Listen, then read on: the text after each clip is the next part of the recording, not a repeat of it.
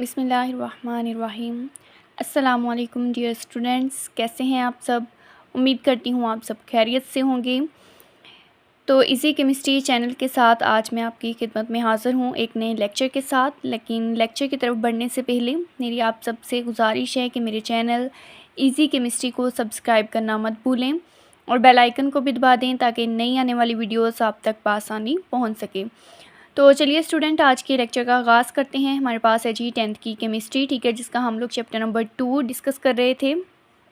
आज हमने इसका टॉपिक देखना है पीएच स्केल, ठीक है, और इसके अलावा पीएच के हम लोगों ने यूजेस देखने हैं, ठीक है।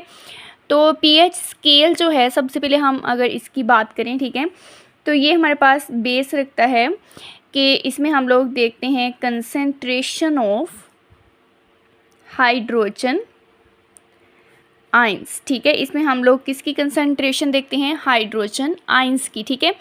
हम लोग देखते हैं कि जो प्योर वाटर है उसमें हाइड्रोजन आइंस की कंसंट्रेशन के लिहाज से हम लोग एक स्केल बनाते हैं जिसे फिर हम नाम देते हैं पीएच स्केल का, ठीक है। इसमें अगर हम लोग प्योर वाटर की बात करें तो हमारे पास जो प्योर वाटर है ये होता है जी वीक इलेक्ट्रोलाइट, ठीक है। वीक इलेक्ट्रोलाइट का मतलब होता है कि ये इतना ज़्यादा आइंस में कन्वर्ट नहीं होता। मतलब ये कि इसे हम कह सकते हैं कि ये स्लाइटली आयोनाइज होता है, ठीक है। स्लाइटली आयोनाइज का मतलब होता है कि बहुत कम आइंस में कन्वर्ट होता है, ठीक है। इसको फिर हम लोग नाम देते हैं जी कि ये हमारे पास होती है इसकी सेल्फ आयोनाइजेशन का नाम भी दे सकते हैं और इसको हम दूसरा नाम दे सकते हैं ऑटो आयोनाइजेशन का, ठीक है। ऑटो वर्ड का मतलब होता है कि जो खुद ही हो जाए, ठीक है, सेल्फ के मायने में ही आता है, ठीक है। तो इसका मतलब ये है कि जो प्योर वाटर होता है जिसको हम लोगों ने अभी नाम दिया कि ये वीक इलेक्ट्रोलाइट है, ठीक है। वीक इलेक्ट्रोलाइट का मतलब होता है कि ये स्लाइटली आयोनाइज होता है, ज़्यादा आयंस में कन्वर्ट नहीं होता, ठीक है, जिसे हम इसकी नाम देते हैं कि ये सेल्फ आयोनाइजेशन कहलाता है या फिर कहलाता है ऑटो आयोनाइजेशन। तो अगर हम इसकी आयोनाइजेशन करवा के देखें तो H2O हमारे पास वाटर है, जैसे ही ये आयंस में कन्वर्ट होता है तो H पॉजिटिव बनता है और OH नेगेटिव बनता है, ठीक है। ये इसकी सेल्फ आयोनाइजेशन होगी यानी ऑटो आयोनाइजेशन। अगर हम इसमें Kc लिखें, ठीक है, तो ये हम लोगों ने पिछले लेक्चर्स में पढ़ा था कि जो Kc यानी इक्विलिब्रियम कांस्टेंट होता है उसके लिए हम लोग जो हैं ऊपर इसके लिखते हैं जी प्रोडक्ट और नीचे हम लोग राइट करते हैं रिएक्टेंट, ठीक है। तो प्रोडक्ट हमारे पास इस इक्वेशन में कौन से हैं, H पॉजिटिव है और हमारे पास है जी OH नेगेटिव, ठीक है, और रिएक्टेंट हमारे पास है जी H2O, ठीक है। तो ये हमारे पास हो गया Kc का एक्सप्रेशन। अब इसमें हमारे पास ये जो H2O है, ठीक है, इसकी कंसंट्रेशन हमारे पास कांस्टेंट है, यानी हम लोग कह सकते हैं कि जो हमारे पास वाटर की कंसंट्रेशन है वो यहाँ पर क्या होगी, कांस्टेंट होगी, ठीक है। यानी वाटर की जो कंसंट्रेशन है ये हमारे पास क्या हो जाएगी, कांस्टेंट होने की वजह से हम लोग क्या करते हैं कि वाटर की कंसंट्रेशन को इस साइड पे ले आते हैं, यानी Kc के साथ ले आएंगे क्योंकि Kc भी हमारे पास कांस्टेंट है, ये इक्विलिब्रियम कांस्टेंट है और वाटर की जो कंसंट्रेशन है ये भी हम लोगों ने अभी बात की कि ये भी क्या हो जाएगी, कांस्टेंट हो जाएगी, ठीक है। तो इसका मतलब ये है कि हमारे पास इक्वेशन बनेगी KCH2O, ठीक है, और बाकी हमारे पास था जी H पॉजिटिव और OH नेगेटिव, ठीक है। अब यहाँ पे इस इक्वेशन में ये दोनों चीज़ें हमारे पास कांस्टेंट हैं, इन दोनों को मिला के हम लोग लिखते हैं कि Kc और H2O जो के दोनों कांस्टेंट है, ठीक है, ये हमारे पास इक्वल होते हैं Kw के। ये किसके इक्वल होते हैं, Kw के, ठीक है। Kw को हम लोग कहते हैं जी कि ये हमारे पास होता है ionic product constant of water, यानी कि ये वाटर का जो है प्रोडक्ट कांस्टेंट है, ठीक है। तो यहाँ पर अब हम लोग KCH2O की जगह पर क्या राइट करेंगे, Kw राइट करेंगे, यानी Kw इक्वल होगा H पॉजिटिव और OH नेगेटिव के। ठीक हो गया, यहाँ तक समझ आ गई आप लोगों को। ठीक है, यानी कि हमारे पास KCH2O जो है ये हमारे पास हम लोगों ने इन दोनों कांस्टेंट को मिला के जो है वो एक सिंगल कांस्टेंट लिखा है जो हमारे पास है जी KW, जिसे हम लोग नाम देते हैं कि ये हमारे पास आयोनिक प्रोडक्ट कांस्टेंट होता है वाटर का। ठीक है, तो ये हमारे पास जो है ये इक्वल होगा H पॉजिटिव की कंसनट्रेशन के और OH नेगेटिव के। और इसकी जो है हमारे पास वैल्यू होती है कि ये हमारे पास होता है जी 1.0 10 की पावर -14। अब इस वैल्यू को अगर हम लिखें, ठीक है, तो ये 1.0 मतलब ये 1 नहीं हो जाता है। ठीक है, तो हम 10 की पावर -14 भी अकेला लिख सकते हैं। ठीक है, ये हमारे पास टेम्परेचर होता है जी 25 डिग्री सेंटीग्रेड। ठीक है, यानी कि W जो है उसकी वैल्यू हमारे पास क्या होती है 10 की पावर -14 होती है। अब इसमें पीछे हम लोगों ने बात की थी कि H पॉजिटिव जितने हाइड्रोजन के आयंस बनते हैं उतने ही हमारे पास बनते हैं जी OH नेगेटिव आयंस। ठीक है, हमने वाटर की जब यहाँ पे आयोनाइजेशन करवाई थी तो हम लोगों ने देखा था कि H पॉजिटिव और OH नेगेटिव दोनों इक्वल होते हैं। ठीक है, जितने H पॉजिटिव बनेंगे उतने ही हमारे पास क्या बनेंगे OH नेगेटिव, यानी हम कह सकते हैं कि H पॉजिटिव इक्वल होते हैं OH नेगेटिव के। ठीक है, तो अगर हम लोग जो है H पॉजिटिव का स्केयर ले लें तो ये हमारे पास जो है H पॉजिटिव का स्केयर जो है वो किसके इक्वल होगा 1.0 और ये -14 के इक्वल होगा। ठीक है, उसके बाद हम लोग जो है इसका स्केयर रूट ले लेते हैं।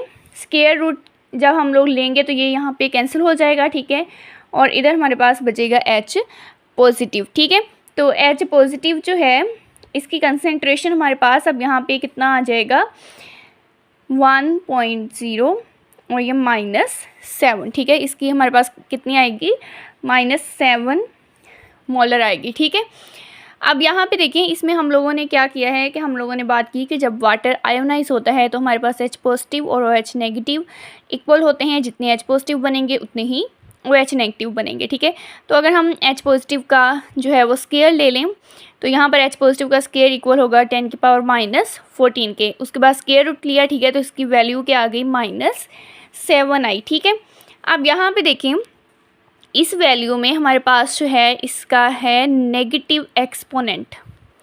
इसका हमारे पास कौन सी चीज़ आई है नेगेटिव एक्सपोनेंट है। ठीक है, अब नेगेटिव में वैल्यू हमारे पास जो है वो क्या होती है बहुत छोटी होती है। ठीक है, मतलब ये हमारे पास जो है ये स्मॉल फिगर है, ये हमारे पास क्या है स्मॉल फिगर है, बहुत छोटी वैल्यू है। ठीक है, तो इसको अब हम लोगों ने क्या करना है, हमारा मकसद है कि इस नेगेटिव वैल्यू को हमने कन्वर्ट करना है पॉजिटिव में। ठीक है, इसको हम लोगों ने कौन सी वैल्यू में कन्वर्ट करना है नेगेटिव को पॉजिटिव में कन्वर्ट करना है, क्योंकि नेगेटिव एक्सपोनेंट है। ठीक है, नेगेटिव में वैल्यू जो है वो स्मॉल फिगर होता है। ठीक है, तो हम लोगों ने अब इसको कन्वर्ट करना है जी पॉजिटिव में। ठीक है, तो पॉजिटिव में कन्वर्ट करने के लिए हम लोग दो काम करते हैं। सबसे पहले तो हम लोग लेते हैं जी कॉमन लोगार्थम। ठीक है, हम लोगों ने क्या लेना है कॉमन लोगार्थम लेना है। ठीक है, लोग लेना है इसका। इसके अलावा हम लोगों ने इस वैल्यू को जो है वो मल्टीप्लाई करना है -1 के साथ। ठीक है, यानी उसके जो नेगेटिव एक्सपोनेंट थे उसको पॉजिटिव में कन्वर्ट करने के लिए हम लोगों ने जो है वो दो काम करने हैं। एक तो जो भी वैल्यू है हम लोगों ने उसका कॉमन लॉग लेना है, और दूसरे नंबर पे हम लोगों ने क्या करना है उसको -1 के साथ जो है वो मल्टीप्लाई करना है। ठीक है, अगर हम इन दोनों को जो है अप्लाई करके लिखें तो हम लोग लिखते हैं कि ये हमारे पास P बन जाता है। अब P जो है ये शो करता है कि ये हमारे पास जो है ये नेगेटिव लॉग हो गया। ठीक है, यानी कि P जो है ये शो करेगा कि मल्टीप्लाई भी कर दिया हमने -1 के साथ और लॉग भी ले लिया। यानी हम लिख सकते हैं कि P जो है ये शो करता है कि नेगेटिव लॉग ऑफ सैम्बल, कोई भी सैम्बल जो है उसका नेगेटिव लॉग हो जाएगा। ठीक है, तो हम लोग पीछे बात करते आ रहे हैं pH की।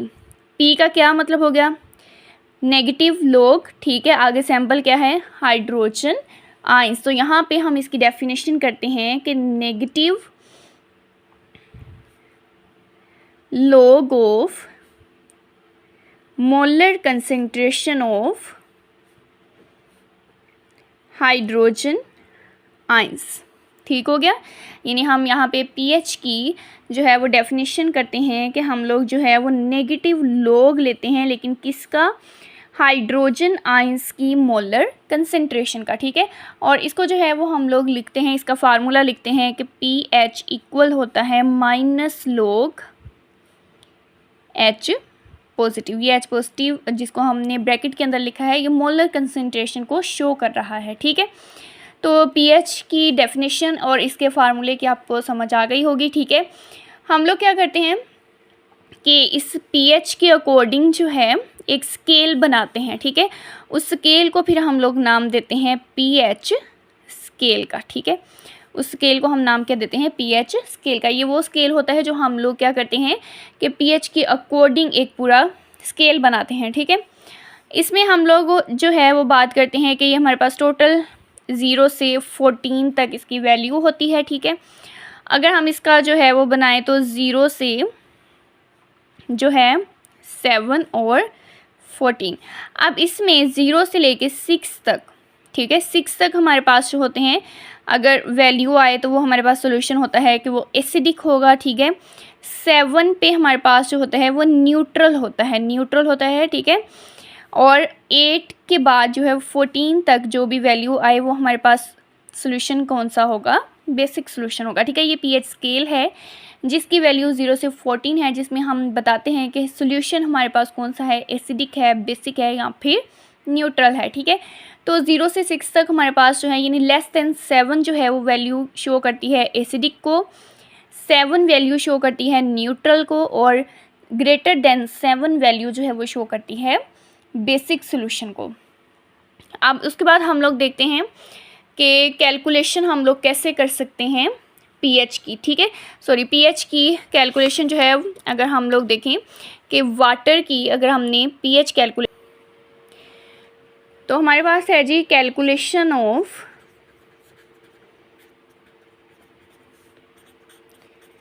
पीएच ऑफ वाटर, कि वाटर की पीएच हम लोगों ने जो है वो कैलकुलेट करनी है। अभी हम लोगों ने पीछे इसका फार्मूला लिखा था, हमने बात की थी जी कि पीएच इक्वल होता है माइनस लॉग एच पॉजिटिव के। ठीक है, और पीछे जो है वो हम लोगों ने इसकी वैल्यू भी निकाली थी एच पॉजिटिव की। एच पॉजिटिव की वैल्यू हमारे पास ये वाली थी। ठीक हो गया, तो ये वैल्यू हम लोग यहाँ पे लिख लेंगे।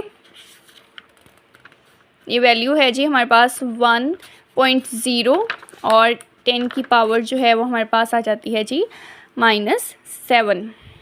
1.0 -7 जब हम लोग इसका लॉग लेते हैं, ठीक है, तो ये हमारे पास आती है 7 आती है। ठीक है, यानी वाटर की पीएच कितनी आई, 7। ठीक है, उसके बाद हम लोग कैलकुलेट कर लेते हैं जी वाटर की पीओएच। ठीक है, पी तो था नेगेटिव लॉग ही। ठीक है, और आगे सैम्पल कौन सा है, OH नेगेटिव, यानी molar concentration of hydro oxide ions. तो इसमें भी हमारे पास हमने कहा था जितने H पॉजिटिव होते हैं उतने ही OH नेगेटिव होते हैं, तो यही इसकी भी वैल्यू होगी। ठीक है, तो हम लिखते हैं कि POH इक्वल माइनस लॉग 1.0 10 की पावर -7। ठीक है, जब इसको भी हम लोग लॉग लेते हैं तो ये भी किसके इक्वल होता है, 7 के, यानी कि वाटर की पीएच भी 7 है और POH भी 7 है। ठीक है, तो pH प्लस POH ये इक्वल होगा 7 + 7 = 14। ठीक हो गया, यानी सम ऑफ pH एंड POH हमारे पास किसके इक्वल होता है, 14 के। ठीक है, और ये 25 डिग्री सेंटीग्रेड पे। ठीक हो गया स्टूडेंट्स, यहाँ तक आप लोगों को समझ आ गई होगी। तो हम लोगों ने जो है ये बात की कि पीएच स्केल 0 से 14 होता है। ठीक है, पीएच 7 हमारे पास जो होती है वो शो करती है कि ये न्यूट्रल है। अगर हमारे पास पीएच जो है वो ग्रेटर देन 7 हो तो वो हमारे पास बेसिक, और अगर हमारे पास पीएच जो है वो लेस देन 7 हो, ठीक है, तो फिर वो हमारे पास क्या होता है, एसिडिक होता है, ठीक है। अब लेकिन हम लोगों ने ये भी देखना है कि अब भी हम लोगों ने बात की है कि 0 से लेकर 6 तक एसिडिक है, तो कौन सा स्ट्रॉन्गली एसिडिक होगा, कौन सा स्लाइटली एसिडिक होगा, ठीक है। तो हम इसका जो है वो यहाँ पे बना लेते हैं 0 1 2 3, ठीक है, सोन 6, ये 7, जो कि हम लोगों ने अभी बात की कि 7 पे आके जो है वो क्या हो जाता है, न्यूट्रल हो जाता है, ठीक है। 9 10, ये आगे बेसिक का आ जाता है 13 और 14। अब इसमें अगर देखें तो यहाँ पे हमारे पास जो शुरू वाली वैल्यू होती है वो होती है स्ट्रॉन्गली एसिडिक। जो स्टार्ट वैल्यू होती है वो क्या होती है, स्ट्रॉन्गली एसिडिक को शो करती है, ठीक है। आहिस्ता आहिस्ता एसिडिक करैक्टर कम होना शुरू हो जाता है, ठीक है। और यहाँ पर 7 के नज़दीक आके ये हमारे पास जो है वो कन्वर्ट हो जाती है स्लाइटली एसिडिक में, ठीक है, यानी कम एसिडिक हो जाता है, ठीक हो गया। यानी शुरू वाली वैल्यू जो है उसमें एसिडिक करैक्टर ज़्यादा होता है और जैसे जैसे हम आगे जाते हैं, ठीक है, तो फिर इसका एसिडिक करैक्टर कम होना शुरू हो जाता है और आखिरकार ये न्यूट्रल हो जाता है, ठीक है। सेम ऐसे ही न्यूट्रल के बाद अभी बेसिक करैक्टर शुरू हुआ है, ठीक है, तो इस वजह से ये अभी लेस बेसिक वैल्यू है हमारे पास। जैसे जैसे हम लोग जो है 14 की तरफ जाते हैं तो फिर हमारे पास जो है वो बेसिक करैक्टर जो है वो इंक्रीज़ होना शुरू हो जाता है, यानी यहाँ पे बेसिक करैक्टर ज़्यादा होगा और 7 के नज़दीक जो है वो बेसिक करैक्टर कम होगा, ठीक है। जैसे अगर हम कंपैरिजन करें कि pH 1 और pH 2 की, ठीक है, कि दोनों में से किसका एसिडिक करैक्टर ज़्यादा है, ठीक है, तो दोनों का अगर कंपैरिजन करें तो pH 1 का जो एसिडिक करैक्टर है वो 10 टाइम्स ग्रेटर होता है देन pH 2, ठीक है। अगर pH 1 का हम pH 3 के साथ ही कंपैरिजन करें तो pH 3 ने अगर देखें, ठीक है, तो ये pH 1 का एसिडिक करैक्टर 100 टाइम्स ग्रेटर होता है देन pH 3, ठीक हो गया। यानी यहाँ पे 1 की pH 10 टाइम्स ग्रेटर होगी देन pH 2, ठीक है। और अगर 1 का 3 के साथ कंपैरिजन करें तब 1 का जो है वो एसिडिक करैक्टर 100 टाइम्स ज़्यादा होता है किसके मुकाबले में, 3 pH के मुकाबले में। उसके बाद जी हम लोग यूजेस की बात करते हैं कि pH के यूजेस कौन कौन से हैं, ठीक है। तो इसमें सबसे पहला है हमारे पास कि हम लोग एसिडिक और बेसिक करैक्टर के बारे में बताते हैं, ठीक है, कि हमारे पास सॉल्यूशन एसिडिक है या फिर बेसिक है या न्यूट्रल है, ठीक है। इसके अलावा हम लोग जो हैं मेडिसिन प्रोड्यूस करते हैं, ठीक है, प्रोडक्शन होती है मेडिसिन्स की, उसमें भी pH जो है ये हमारे पास इम्पोर्टेंट होती है, ठीक है। इसके अलावा हम लोग जो हैं सॉल्यूशंस तैयार करते हैं रिक्वायर्ड कंसंट्रेशन के, ठीक है, हम लोग तैयार करते हैं जी सॉल्यूशंस जिसके लिए हमारे पास जो है कोई भी रिक्वायर्ड कंसंट्रेशन के अकॉर्डिंग हम लोग बनाते हैं, ठीक है। और ये सॉल्यूशन आगे हम जो है वो बायोलॉजिकल रिएक्शंस में यूज़ करते हैं, ठीक हो गया स्टूडेंट्स। तो आज का लेक्चर हमारे पास था जी pH स्केल के अकॉर्डिंग, ठीक है, जिसमें हमने pH की बात की, ठीक है, उसके नेगेटिव पार्ट को पॉजिटिव में कन्वर्ट करने के बारे में बात की, ठीक है, pH की डेफिनेशन, इसके अलावा pH स्केल के बारे में हम लोगों ने डिस्कस किया है, ठीक है, और हमने pH के यूजेस देखे हैं, ठीक है। उम्मीद करती हूँ आपको आज के लेक्चर की समझ आई होगी, ठीक है। अगर आपको वीडियो पसंद आई हो तो इसको लाइक करना और चैनल को सब्सक्राइब करना मत भूलिएगा। इंशाल्लाह कल हम हाज़िर होंगे एक नए लेक्चर के साथ, तब तक हमें इजाज़त दीजिए। अल्लाह हाफिज़।